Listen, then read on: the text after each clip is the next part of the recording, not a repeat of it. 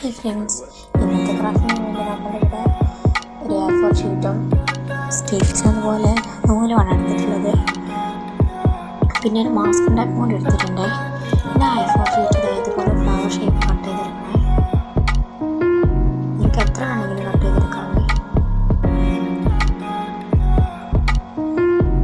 എന്തായാലും ഉണ്ടാക്കാൻ കരുതിക്കുന്നൊരു ഡെക്കോറാണ്.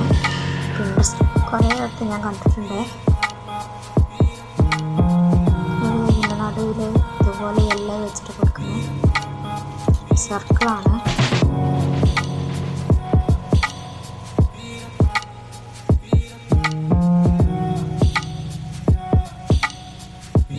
ഇതുപോലെ എല്ലാത്തിനും ആക്കി കൊടുക്കുന്നുണ്ട്.